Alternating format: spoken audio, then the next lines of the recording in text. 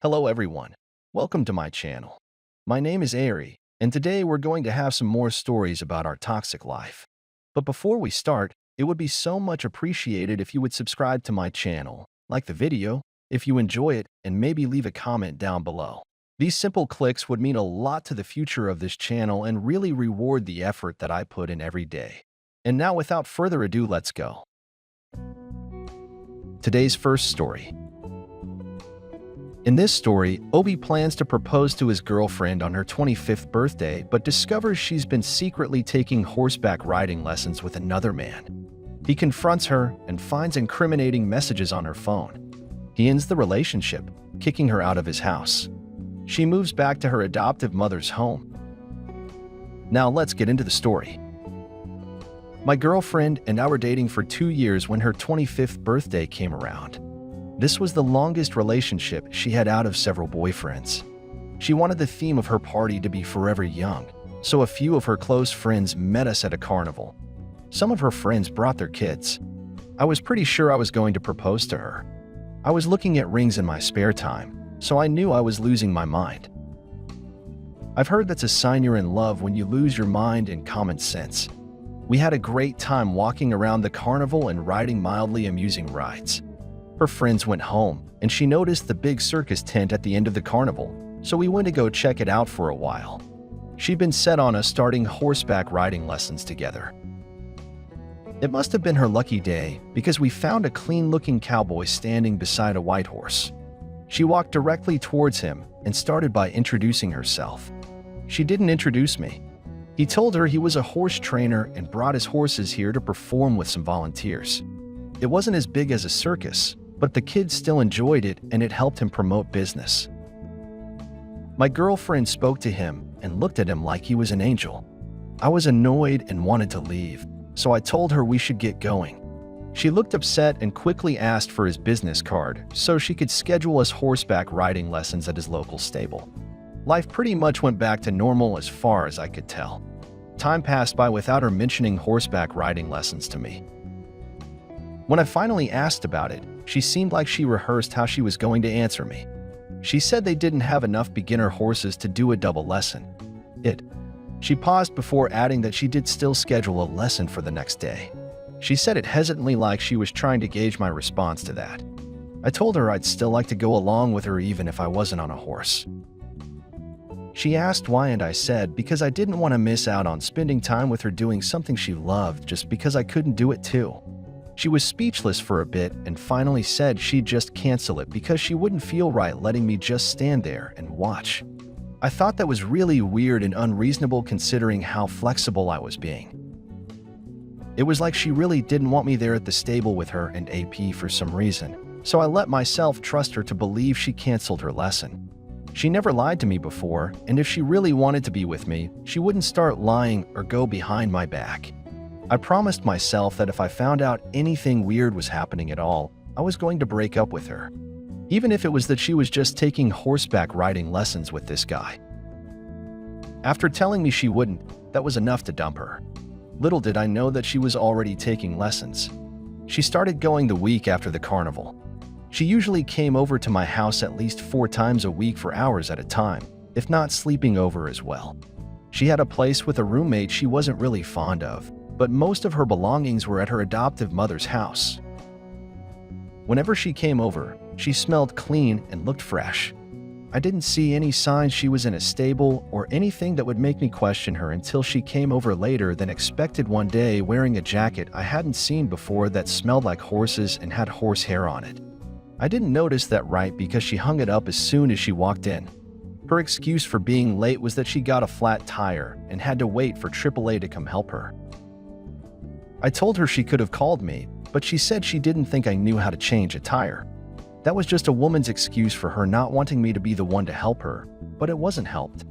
Either. After she went to bed more tired than usual, I saw her phone light up. I looked at it, and I could see message previews. It was from AP, programmed as the same name as the stable guy's name. It only said, "I've had a great time with you. You're great in bed." I couldn't believe what I was seeing. What were the chances he'd text the exact thing I needed to know? I decided I had to call him from my phone to talk. since I couldn't unlock my girlfriend's phone. I found his business card in her horsehair jacket. I started by thanking him for changing my girlfriend's flat tire. He was confused as to how I knew that, but said it was no problem. I asked him if he just broke up with my girlfriend via text, and he hung up on me. He sent another text to her phone that said, "Sorry our flame ruined your relationship. Don't come back for lessons." While my girlfriend slept, I packed everything she had in my house into 3 gift bags. I set them by the front door, and when I heard her getting up, I peeked into the room. She was frantically flipping pillows in the blanket, looking under the bed, trying to find her phone. She looked around the room and noticed me standing there. I asked what she was looking for, but she could tell by my tone that I wasn't happy or stupid. She silently looked at me and looked scared, like a child. I told her to come out to the living room. She met me out there, noticing the gift bags with her stuff and how clean my apartment was without her crap laying around. I handed her back her phone and told her to get out of my house. She had the gall to freak out on me, telling me she couldn't lose me and needed me in her life permanently. She expected me to be in her life forever. I told her she accidentally said the word forever when she obviously just meant until. She knew for certain that AP wanted her as much as she wanted him. She said he didn't mean anything to her and she wanted me. I said it's good he didn't mean anything to her because he just dumped her this morning. Her jaw dropped and she looked at her phone. That's when she really started freaking out. She was gripping her hair and shaking. I tried saying something to her, but she cut me off by screaming at me to shut up. I had enough. I kicked the gift bags out the door, making some of her stuff go flying. She sat there and rethought her life for an hour. She was throwing a fit. Eventually, she picked up her stuff and drove away. She didn't come back to my house again. I heard she went back to her crappy roommate and started fighting with her on a daily basis. Afterward, they went to court over who should have to move out of the place, and my ex lost. She went back to her elderly adoptive mother's cluttered house. So that's the tale of how our promising relationship came to an end. Because my girlfriend was a sleazy and selfish girl who refused to mature or accept that she was a liar who didn't deserve a man to commit to her. Today's second story. In this story, a devoted husband supports his wife, who struggles with past trauma as she starts a daycare business. Despite his efforts, she becomes entangled with another man during a double date, leading to suspicions of infidelity. The situation escalates when the other woman, Lotus, reveals her partner's intentions, ultimately exposing the affair. Legal proceedings ensued, resulting in the husband gaining custody of their son while his wife faces the consequences of her actions, leading to a downward spiral in her personal and professional life. Now let's get into the story. My wife always had trouble making friends. She witnessed something very traumatic when she was a child, so she grew up with adoptive parents that did their best to help her heal and cope with that. When I met her in school, I pretty much took her under my wing. I became her unofficial protector and knew by the time we graduated that I wanted to marry her. At the time of this story, we were married for 4 years and had a son that was 2.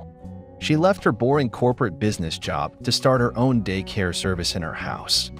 I had a strong work ethic like my father, so since I can remember, I was saving up for my future. That's what helped me to buy us our marital home. My wife took pictures of the beautiful space organized with toys that were just asking to be played with. She posted them on her daycare's business page, and before we knew it, she was responsible for 6 children while their parents worked.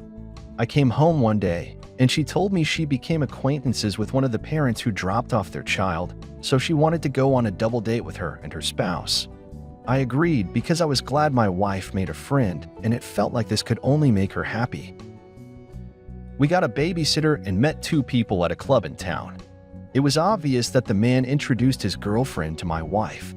Contrary to my wife saying she met a woman friend, she introduced me to them, and we all started chit-chatting at a table.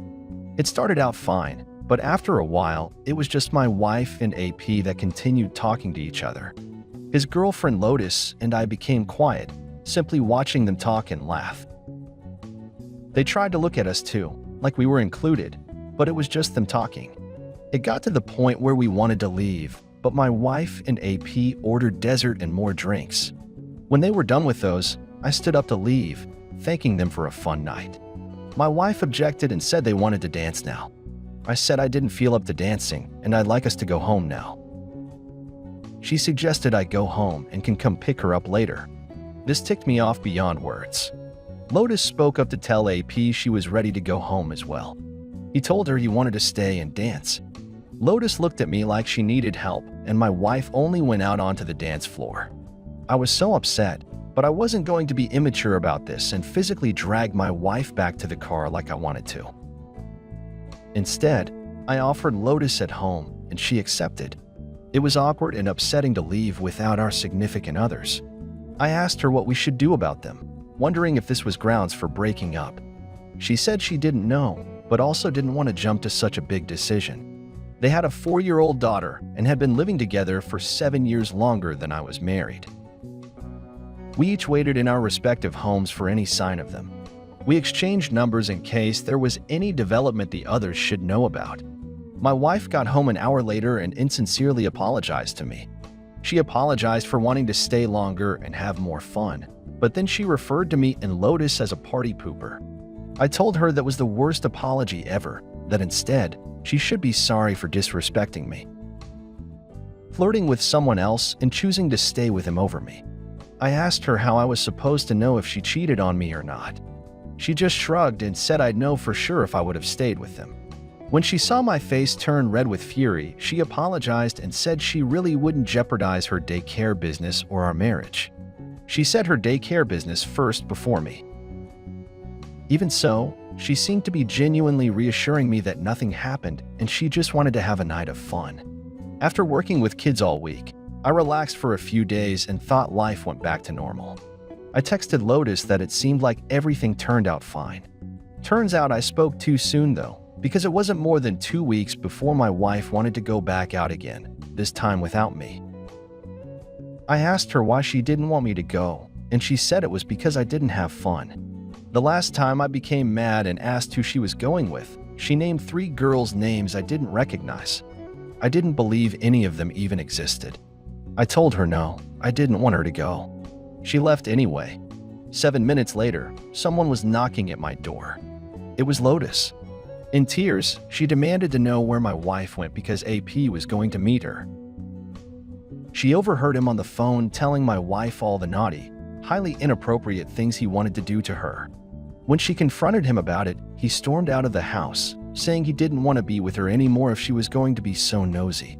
We started driving around town, checking parking lots for their cars.